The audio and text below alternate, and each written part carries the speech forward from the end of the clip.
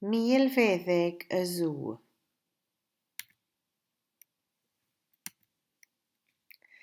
Dydd Llun, aeth Jim Jiraff at y milfeddyg. Roedd ganddo lwnc tost.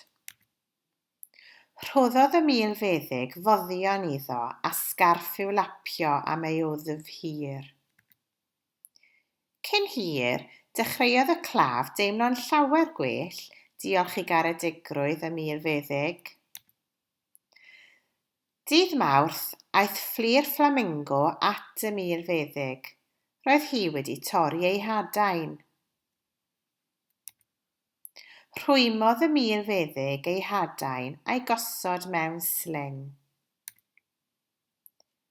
Cyn hir, dechreuodd y claf deimlo'n llawer gwell, diolch i garedigrwydd y milfeddyg. Dydd Mercher, aeth Cai Camelian at y milfeddyg. Roedd ganddo dymheredd uchel. Rhoddodd y milfeddyg glwt oer am ei ben a digonedd o ddŵr iddo ei yfed.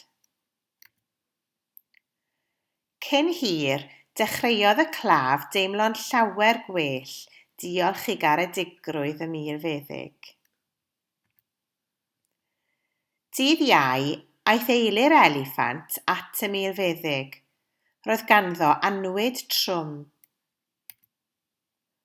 Rhoddodd y milfeddyg hanges fawr iddo a photel dŵr poeth.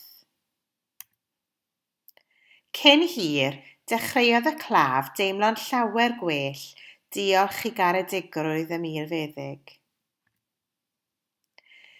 Dydd Gwener, aeth Tesni Teigr at y milfeddyg. Roedd ganddi ddraenen yn ei phawen. Tynnodd y milfeddyg y ddraenen allan o bawen Tesni a'i rhwymo. Cyn hir, dechreuodd y claf deimlo'n llawer gwell, diolch i garedigrwydd y milfeddyg.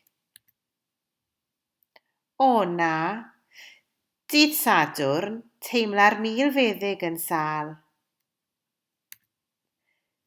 Dydd Sul, rhoddodd Eli ar esmotiau ac aros yn y gwely i orffwys.